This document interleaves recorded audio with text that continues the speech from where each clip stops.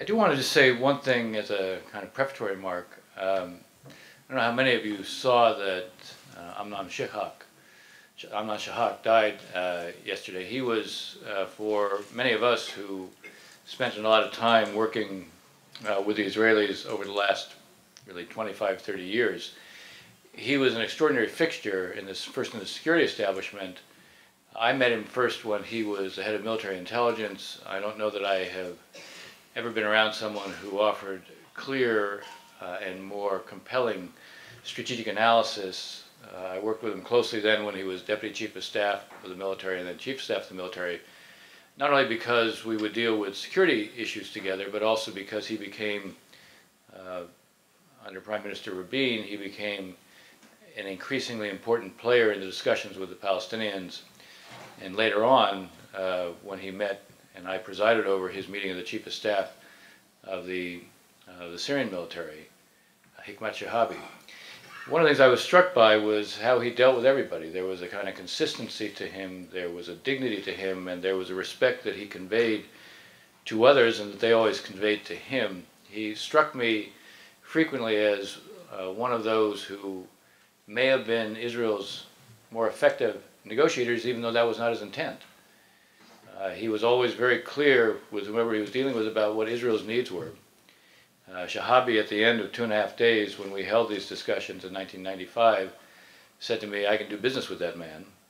And all of the Palestinians that dealt with him saw in him someone who understood Israel's needs, explained them clearly, but did it in a way that most Palestinians found acceptable. Arafat once said to me about Amnon, "He does not exaggerate."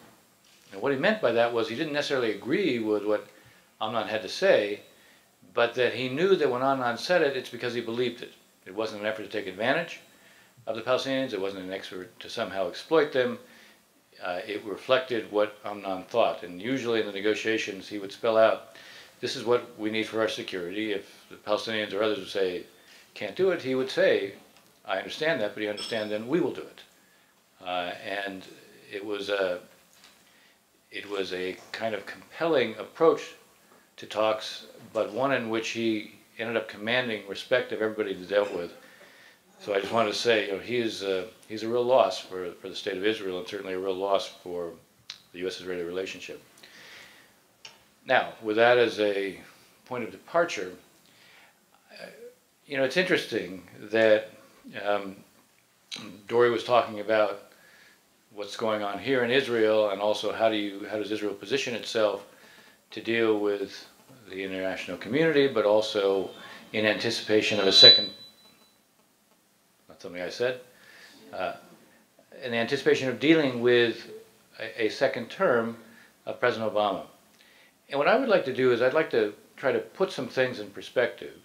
Obviously, I can't tell you I know what the Obama administration is going to do. I'm not a member of the Obama administration. But I can give you my analysis of what I think when it comes to the Middle East, its broad priorities are likely to be. And I would enumerate them in the following way. First, I think Iran will be a preoccupation. That should come as no surprise. This has been an issue on which the president spent an enormous amount of time in his first term. Spelled out a strategy, a basic strategy that was built around the means of engagement. Engagement was designed to test to see if there was something that could be resolved diplomatically, but it was also a device to mobilize pressure against the Iranians if it became clear they were going to be non-responsive and not change their behavior. He made it clear that prevention was his objective, something that he thought about. This was debated within the administration. It was a debate between those who favored the idea of containment, meaning no one favored the idea of Iran having a nuclear weapons capability, but there was understandably discussion about what should the objective be. You're trying to change the nature of their program. What should the objective be, particularly if it turns out you can't succeed diplomatically? Well, the objective the president came to was an objective called prevention. Now, if you look at where we are today, I would say 2013 is going to be a decisive year, or at least could prove to be a decisive year, one way or the other. I say that for two reasons. One, because once the president adopted the position that our objective was prevention, it puts you on a certain glide path. If diplomacy fails, inevitably it moves you towards the use of force. Now, I have no doubt that you will see more of a diplomatic initiative. I have no doubt that the president will want to satisfy himself, want to satisfy the American people, that if in fact it ends up coming to the use of force, because the objective is prevention, he'll want to be able to demonstrate that this is something ultimately where all other options were truly exhausted, where we went the extra mile, where Iran had a chance to have civil nuclear power, but in fact that's not what it wanted. It wanted nuclear weapons. And so that has implications in terms of what you do in diplomacy, but it also has implications in terms of how you prepare the public for what is to come. I think there's a second reason why this is likely to be a decisive year, and that's because of what's happening with the advent of what really are crippling sanctions. To put this in perspective, think about the following. In 2009, the overall output of Iranian oil was between 4.1 and 4.2 million barrels a day of oil. Today, that output is about 2.6 million barrels a day. In 2009, what Iran was exporting was about 2.5 to 2.6 million barrels a day of oil. Today, what they're exporting is less than 1 million barrels a day of oil. Why is that significant? Well, 85% of the Iranian government's revenues come from its export of oil. The reason you've seen this dramatic change is because, on the one hand, the sanctions have cut off the kind of massive investment and new technologies that the Iranians need within their oil and natural gas infrastructure. They have been put in a position where, not being able to sell all of their oil, they began to store it. They ran out of storage space, and when they ran out of storage space, they basically had to begin shutting down many of their fields. Now, it's not going to be so easy for them to recoup that. And here again, this is the fundamental source of revenue that they have. When you begin to see demonstrations during Ramadan over a shortage of chicken, when you see demonstrations in the bazaar because of what's happened to the devaluation of the currency, when you see the head of the Revolutionary Guard criticizing the head of the central bank within Iran, you are seeing signs of distress. Now, all those are building a pressure on the Iranians. That's the good news. The bad news, it hasn't translated into a change in the Iranian nuclear program. So on the one hand, you have the pressures building on them, and they're feeling it. On the other hand, you have the march of their program, and you have the position of the United States, which is that prevention and not containment is our objective. Somehow I see those elements coming together during the course of this year, and one reason I add to why I think this year is likely to be decisive, roughly a year from now, if the current pace of the Iranian nuclear program continues unabated, we will likely reach a point where the combination of the low-enriched and medium-enriched uranium that they have and the numbers of centrifuges that they have will be such that it'll be difficult for the U.S. to know for certain whether we could act quickly enough to prevent the Iranians from presenting the world with a fait accompli when it comes to nuclear weapons. So it's roughly a year. All that adds up in my mind to say 2013 is likely to be a decisive year. Now, why spend all that time to open my remarks on Iran? Well, I said, number one, this is likely to be a very high national security priority for the Obama administration.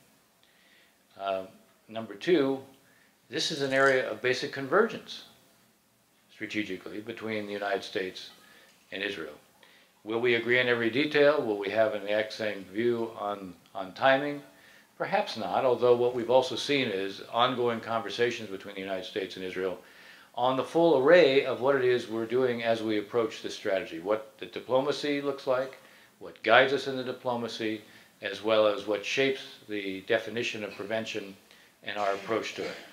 I don't see those discussions lessening over the coming year. If anything, I see them continuing not only at a very high level, but also with a high degree of frequency. So the first broad observation as we sort of survey, all right, what's it look like in the coming months as you have the second term of the Obama administration in Israel? Well, it looks like on this issue, there's convergence. All right, what would be a second what I would say fairly urgent priority for the administration, certainly in this part of the world.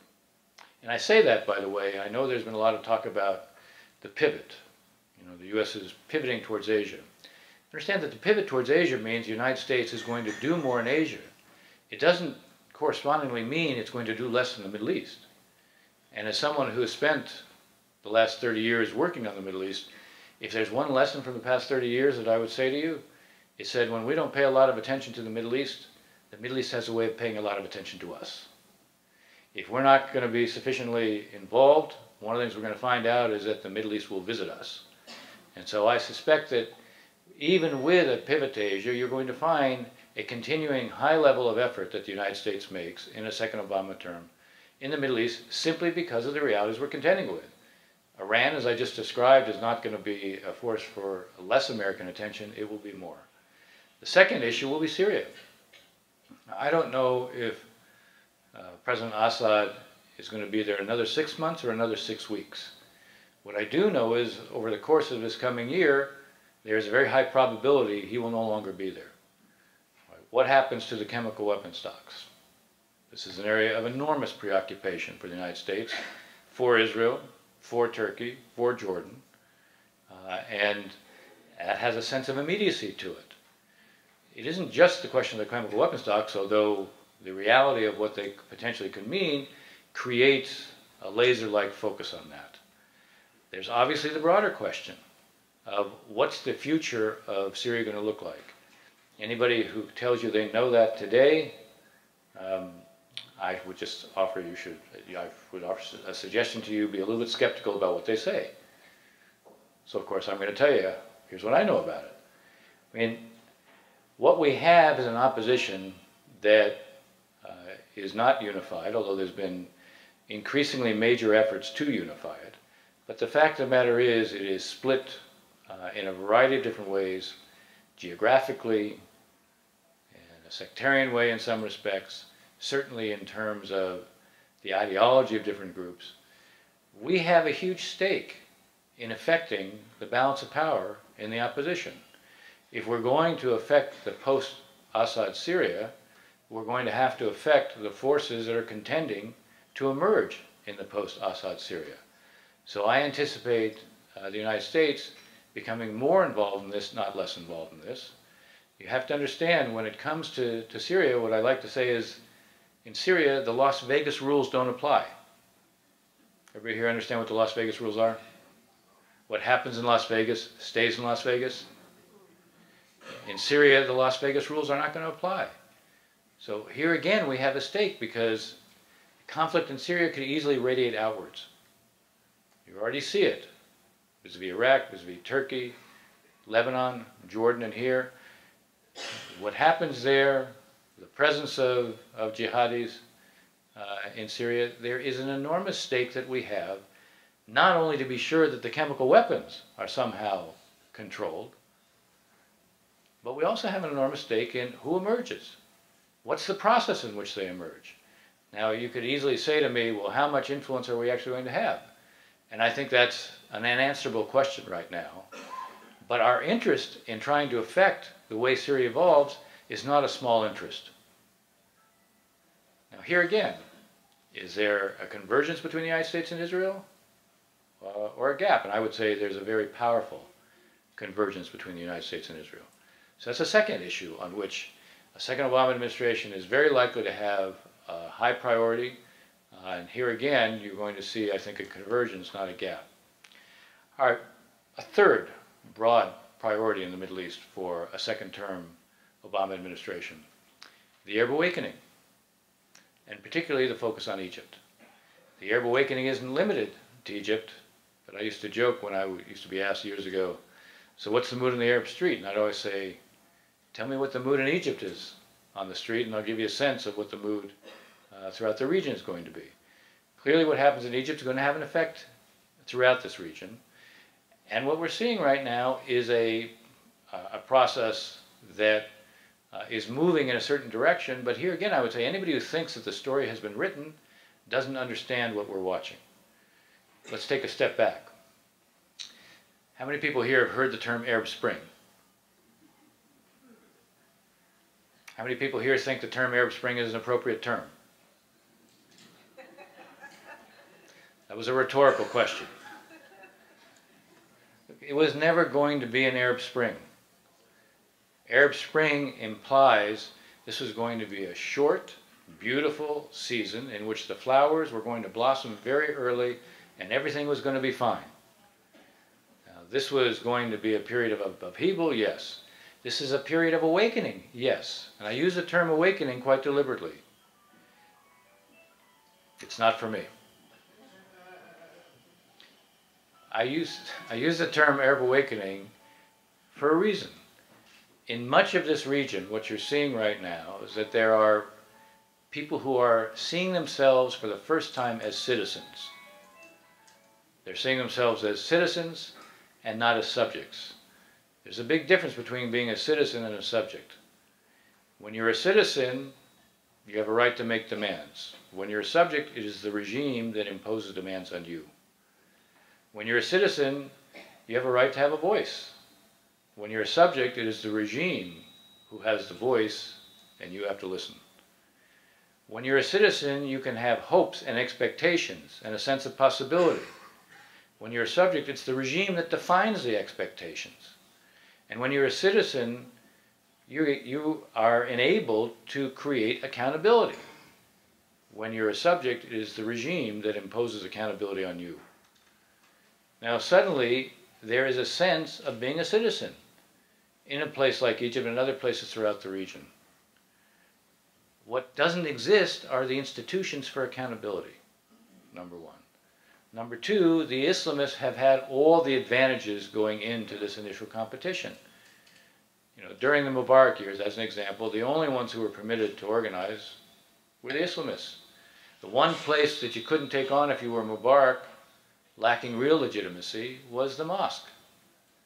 So in the mosque, what you found was the ability to organize, to express yourself, and there was a connection throughout the system. There was also an effort made at social welfare. You didn't have to deliver social welfare for the society, but you built, the Muslim Brotherhood built a network of clinics throughout the country. They built a connection with the 40% of Egypt that makes $2 a day or less. Secular forces weren't allowed to organize. Secular forces bore a taint because the regime was secular. So the Muslim Brotherhood on the one hand was organized, had an image of social justice, and they reached out to the society. And the secular opposition, there was no such thing as a secular opposition. So now today, when you organize a political process and you have elections, what a surprise that it's the Muslim Brotherhood that's going to win. So you now have a Muslim Brotherhood dominated Egypt. Is that the end of the story? Very unlikely. Look at what you've seen in the recent past. Take the Gaza conflict, because in some ways it's a kind of interesting indicator of choosing between priorities. President Morsi had two realities for him. One was an ideological reality, an emotional reality. Most within the Muslim Brotherhood would have favored breaking the peace treaty with Israel. On the other hand, if he breaks the peace treaty with Israel, there goes any help from the outside. Egypt has enormous, I'll underscore the word, enormous economic difficulties. And when there is a challenge or a tension between the ideological impulse and the economic imperatives, what you're seeing so far is that President Morsi opts for the economic imperatives. Now, he took the brokering of the Gaza ceasefire, and obviously was celebrated in the region. He brought Egypt back into a centerpiece of a leading role within the region, something that, by the way, didn't characterize the last few years of the Mubarak regime. And he sought to parlay that internally, because again, you got an indicator of who he is and what the Muslim Brotherhood is. They are determined to try to control the institutions within the Egyptian society. So on the one hand, in Gaza, between an ideological and maybe an emotional impulse and the reality of Egypt's economic needs and the need to get help from the outside, the last thing he needs is to see conflict expand. The last thing he needs is to break with Israel. And on the contrary, he saw benefit by being a broker. It wasn't Turkey that brokered this. It was Egypt that brokered this. And how could he be a broker? Well, he had to be talking to Israel. So if he wants to continue to get help from the outside, you have to preserve the relationship with Israel. You want to focus economically and ensure that you can produce investment from the outside, you don't need a conflict with Israel. You don't need to turn the Sinai into a platform for attacks on Israel. On the other hand, after you are celebrated for what you've done in brokering the ceasefire, you immediately try to parlay that into increased power and control within Egypt. What is interesting here is that while he clearly triggered a backlash, which is in keeping with the idea that people who haven't had a voice for 40 years are not suddenly going to surrender it. Even though he discovered that there was going to be a backlash, he didn't back off of one thing. He didn't back off of the referendum. And that's, I think, also revealing. Because the referendum, which they knew, given the organizational advantages they have, they would win the referendum. And the referendum creates a new political baseline because it gets support for a constitution. And that creates greater political legitimacy for the President Morsi and the Muslim Brotherhood. But it's not the end of the story. It's interesting, in the first weeks of votes, they got about 56% of the vote for the referendum. It is interesting, in places like Cairo and Alexandria, they didn't win. 43% basically, so far of the votes counted, voted against. I expect the percentage to go up for them because more of the votes in the countryside will emerge now. But the fact is, there is a significant opposition. The opposition isn't simply going to disappear. This is going to be something that if President Morsi and the Muslim Brotherhood think that they can simply rule and not govern, they will continue to be in for a surprise. And what I think it means is the story in Egypt is going to be written. It's going to take some time for it to be written. Now, for the United States, what should be clear, and I suspect increasingly it will be, we don't want Egypt to be a failed state. On the other hand, to provide the kind of help and support, if there aren't a set of ground rules, doesn't make a lot of sense either. One ground rule for the United States, not just helping on its own, but mobilizing the international community. Mobilizing the kind of financial resources that Egypt is going to need. That should be done provided there's a set of ground rules. Is Egypt fulfilling its international obligations, including specifically its obligations on peace? By the way, each of the ground rules I'm about to identify, each of these ground rules should be a principle for the United States, but it's also a practicality for the Egyptians. Preserving the peace treaty with Israel, fulfilling its international obligations, these represent practicalities. Who is going to invest in Egypt if, in fact, the peace treaty is going to be put at risk? If there isn't going to be stability there? The answer is probably nobody. But the other principles for us ought to be respect for minority rights. If the Coptic Christians are going to feel so insecure that they're going to leave in large numbers, you can imagine, again, who's going to invest in Egypt? If Egypt is going to exclude half of its population, meaning deny women's rights, is this going to be a successful society when 56% of Egyptian women are illiterate? Unlikely.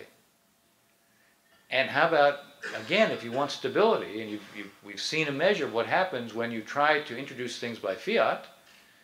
You see when President Morsi issued his decree putting himself above all judicial restraint, you saw the backlash.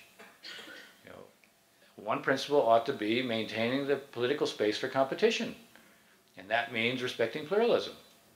Here again, that's a practicality because I think it lends itself to enhancing stability, which Egypt is going to need. So everything I just outlined reflects what I think should be important for the United States. Obviously, Israel's position is not exactly the same, but here again, strategically, there is convergence between our respective approaches on Egypt, not a gap. So what I've outlined so far on Iran, there's convergence strategically. On Syria, there's convergence strategically. On Egypt and the Arab awakening, there's convergence strategically. So I guess the story looks really good, right? There's no problems here, right? All right, so is there an issue where there could be a divergence? Well, obviously, on the Israeli-Palestinian issue, there's a potential for divergence. But before, again, we leap to a conclusion about the nature of the gap, let's take a little bit closer look. on the one hand, the first observation I would make with regard to the Palestinians, I think the very identity of the Palestinians is up for grabs right now. What do I mean by that? I mean that the question one should ask is, are the Palestinians, in terms of their identity, are they going to be Islamists or are they going to be nationalists? Now, from an American perspective, I would suggest that it remains important that the Palestinians retain a national and not an Islamist identity. Nationalist conflicts, as difficult as they may be to resolve, can be resolved. Religious conflicts are not going to be resolvable. So I would say from a strategic standpoint, we have an interest in doing what we can to help ensure that the nationalist orientation of the Palestinians is one that is maintained. Now here again, I won't make a judgment for Israel, but I would suggest, it would seem to me, it's in Israel's interest that the future of the Palestinians be defined more by nationalists than by Islamists. And the question one can ask is, all right, what is it that we can do, what is it Israel can do that makes that more likely, not less likely? I think that also contributes to how you look at the Palestinian Authority. I would say from an American standpoint, we want to see the Palestinian Authority continue to survive. I suspect that is also an Israeli interest as well. Here again, we can approach this, we should think about it, maybe we don't see exactly eye to eye all the time on this, but it's, again, seems to me from a strategic standpoint, if that's a strategic premise, then you think about what can you each do to make that more likely rather than less likely. Let me raise an additional way to think about this issue as well. I started by talking about Iran. I started by saying that I think this is going to be a decisive year, one way or the other. I'm hopeful it will be decisive diplomatically. I think there's a potential that it can be resolved diplomatically. But in the event that it is not, then it has implications, obviously. If you are thinking about at some point having to use force, maybe you work back from that point. You say, well, what is it you'd have to do between now and then to create the right kind of context? I say right kind of context for a reason. Anyone who thinks you can destroy the Iranian nuclear capability once and for all is kidding themselves. You can destroy the facilities. You can't destroy the know-how. You can't destroy the engineering capability, which means whatever you destroy can be rebuilt. And what it means is you have to have a day-after strategy. You have to, in a sense, if they have brought this on themselves, and very much from my standpoint, one of the reasons you'll see an intensive effort on diplomacy on the American side is not only because it's the right thing to do, not only to satisfy ourselves that there really was no alternative, but also in the process to demonstrate to the world the Iranians brought this on themselves. They had a chance to have civil nuclear power, which is what they say they want, but in fact they turned down that opportunity, and in effect they brought this on themselves. Now, you create a context like that because it's right, but you create a context like that because you also have to have a day-after strategy. You want the Iranians, if they brought force on themselves, to still be under heavy sanction. And that's more likely to have certain kind of context. So again, follow the logic of what I'm laying out. At some point, if you know you may end up having to use force, what do you do in advance to create the groundwork? How do you create the appropriate context? One way is through diplomacy. But another way is also to be thinking about, well, what other issues in the region would I like to try to diffuse or manage or make certain aren't prominent somehow, aren't demanding attention somehow, aren't diverting attention somehow? Well, it seems to me here again, the Palestinian issue may be one of those. Now, obviously, it's not something that Israel on its own is able to transform, but there is something to be said if you're looking ahead. Could there be an initiative here designed to try to change the circumstances, to try to change the dynamic, so that as part of your strategically setting the ground, you're looking ahead to something else you'll be doing. This is not a simple thing, but here again I would suggest that there's value, even in the context of the story which you're laying out. The polling demonstrates what is a security preoccupation within Israel. Completely understandable. Are there initiatives that Israel can take that are designed to send to the rest of the world an ability to focus on how you protect your security, but also showing that you're reaching out to the Palestinians in a way where if they respond, you change the dynamic, and if they don't, at least you demonstrate that you're doing your part. I put that out for consideration. I have my own suggestion, which is probably not surprising as someone who's spent almost as much time doing this issue as Zalman Shoval. My worry when I look at the reality today is that there's a dynamic of disbelief. And it's a dynamic on each side. And the longer things go on the way they are, you're going to see, I think, increased cynicism, increased disbelief, and it's that disbelief that threatens the ability to transform the situation. Today, there's a basic disbelief on each side. Israelis look at Palestinians and they don't believe the Palestinians accept a two-state outcome. You know, from an Israeli belief, either they think there's a kind of phases approach on the Palestinian side, or they think the definition of two states on the Palestinian side is a Palestinian state and a binational state. And I think that's kind of the, again, if you look at the polling, and maybe I'm explaining it a little bit more than what's in the polling, but the polling at least suggests fundamental disbelief that the Palestinians are really interested in a two-state outcome.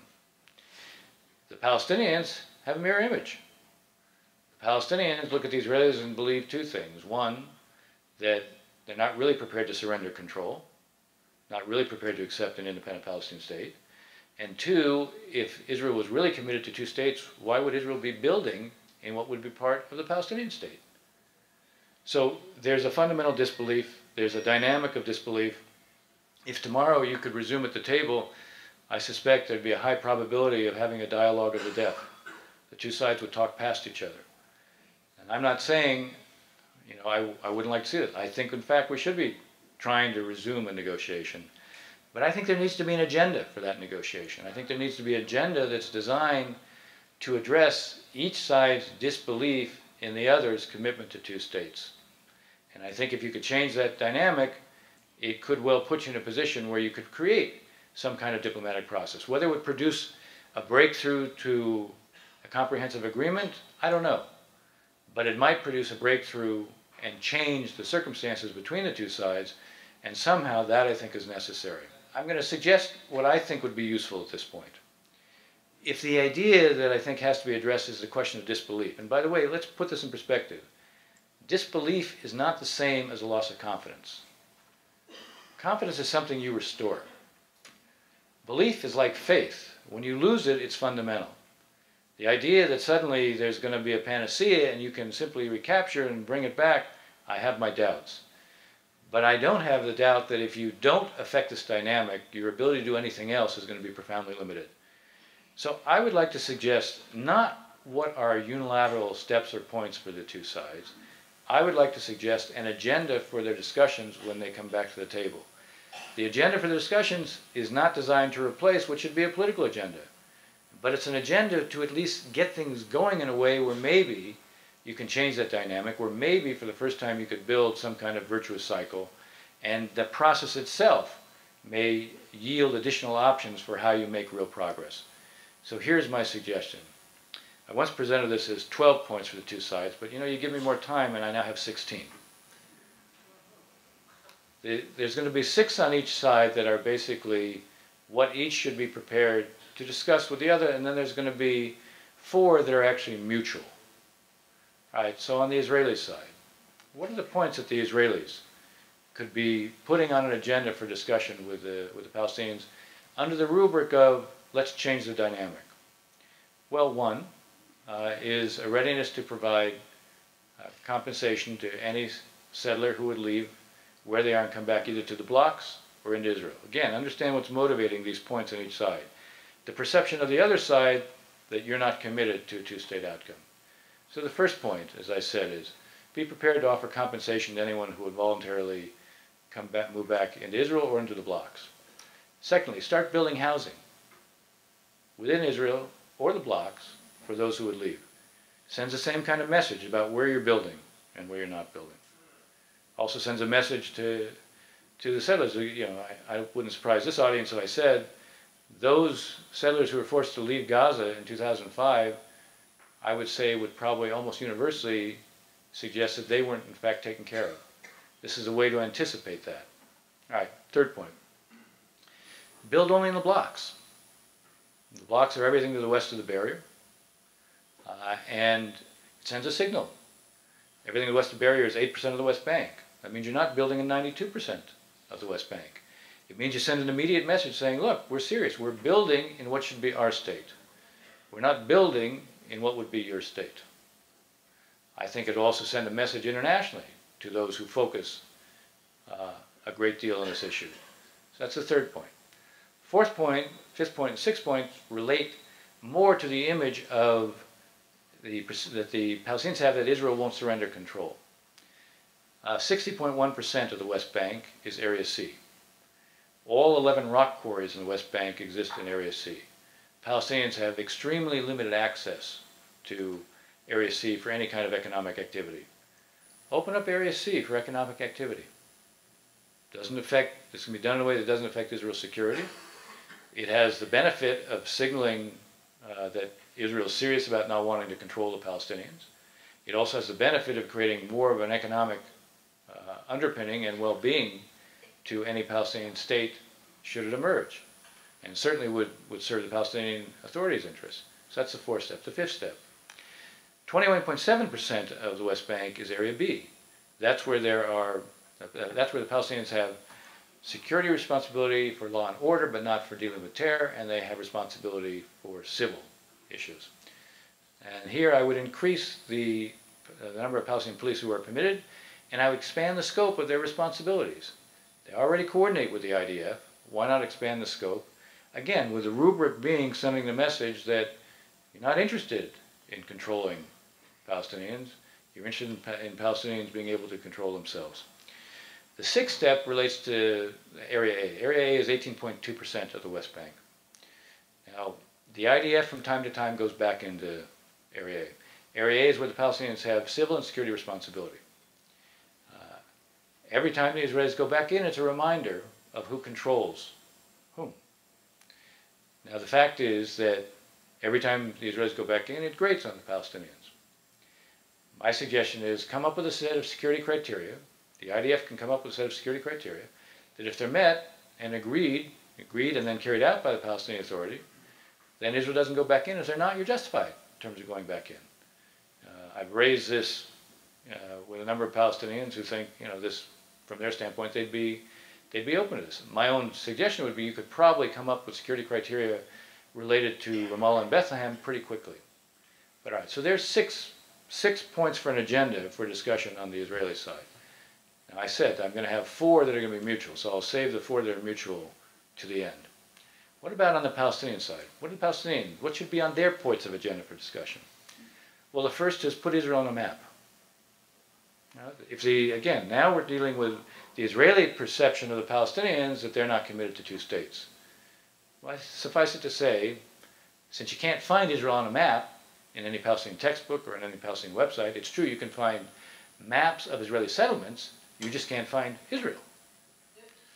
So if you're serious about wanting a 2-state outcome, then put Israel on a map.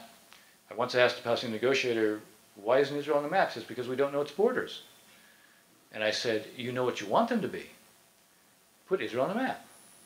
I had another Palestinian say, well, will they put us on a map? I said, this is an agenda for discussions. Put Israel on the map. All right, so that's point 1 on the Palestinian side. Point 2, start talking about 2 states for 2 peoples. I'm not saying that they have to describe everything I want them to say with regard to 2 states for 2 peoples. I'm saying start talking about 2 states for 2 peoples. These are 2 national movements. These are 2 national identities. The Palestinians should acknowledge that and say this is 2 states for 2 peoples, and acknowledge there is a Jewish connection to the land and a Jewish connection to Jerusalem. It doesn't undercut any of the Palestinian rights or claims. It is an acknowledgement on their part, and it would be noticed in Israel. That's the second point. Third point, stop the incitement. As one of the authors of the Anti-Incitement Committee in the Wye River Memorandum, I can tell you it was a brilliant idea. It just wasn't executed very well. I mean, the fact of the matter is this committee became a forum for scoring points, not for dealing with incitement. Right? Stop the incitement. You know, you don't name squares, you don't name parks for those who kill Israelis. And you don't claim that, well, this was a local decision, the PA had nothing to do with it. Stop the incitement. When the chief imam, you know, in Jerusalem, who's not a member of the Palestinian Authority, says that all Jews are descended from apes and pigs, somebody speaks up and condemns that and criticizes that. Stop the incitement. That's the third step. Fourth step, prepare your public for peace. Now, here, I'm going to quote Yasser Arafat, I'm not asking for the moon. He used to always say this to me, I'm not asking for the moon. I want to quote him again. He used to always talk about the peace of the brave. I'm not asking the Palestinians to go ahead and detail what are their compromises.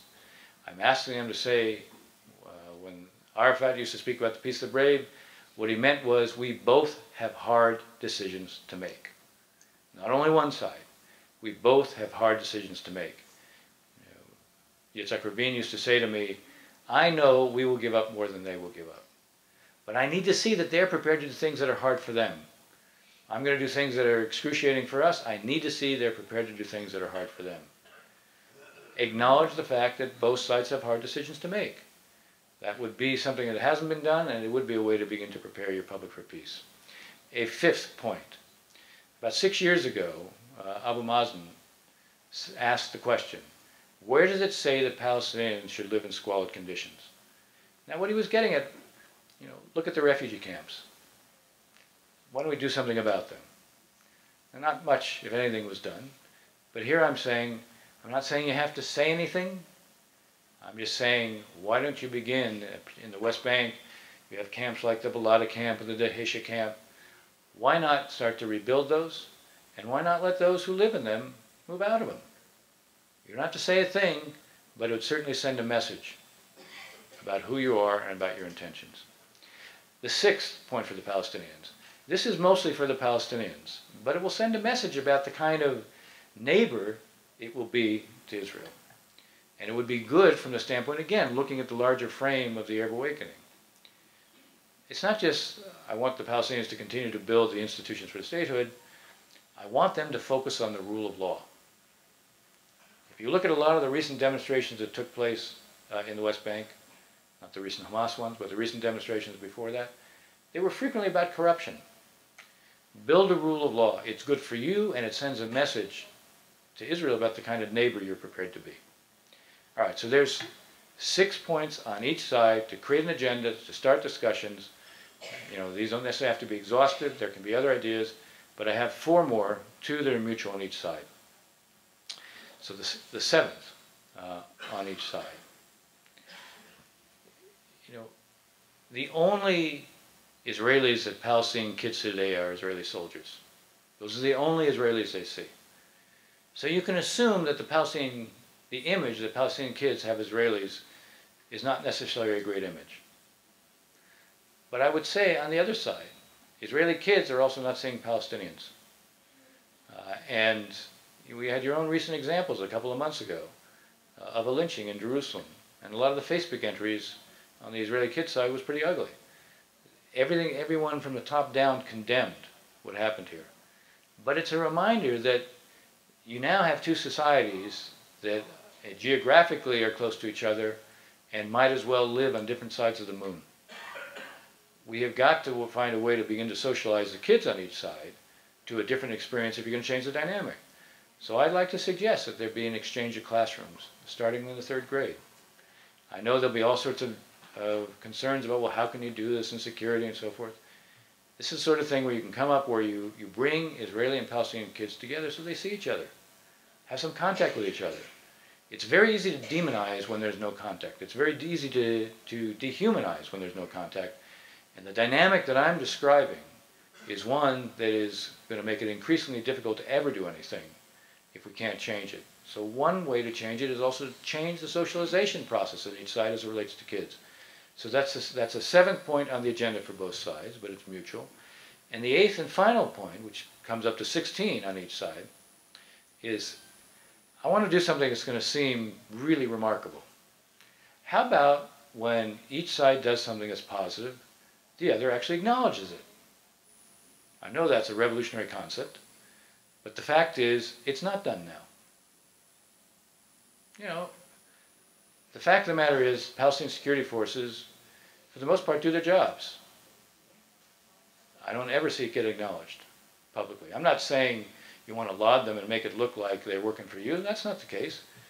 But why can't it be acknowledged publicly that Palestinian security forces are acting professionally, they address their responsibilities, that's something that's understood and respected.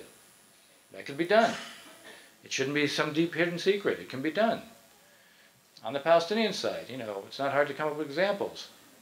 I mean, not to put too fine a point on it, Hadassah. Hadassah treats everybody, Palestinians. You know, is that ever acknowledged on the Palestinian side? Ever. Why not?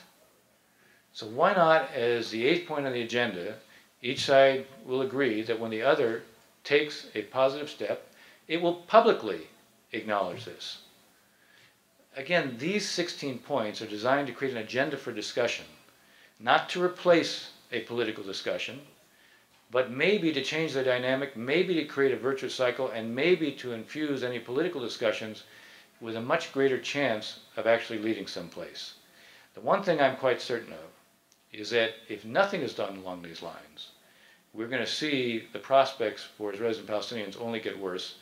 And as I said, the definition of who the Palestinians are is going to be, this is going to be resolved. This is going to be defined. Israel has a stake in trying to affect that. The United States has a stake in trying to affect that. I'm not saying that we will always agree on these things, but I guess what I'm trying to do here is to suggest to you is I outline what are the priorities that a second-term Obama administration are likely to have in the Middle East. Many of those priorities will strategically converge with Israel's. Where there could be points of difference, even there are certain strong common strategic interests. And the challenge of statesmanship is to figure out how to build on those commonalities and try to make them much more significant. Thank you.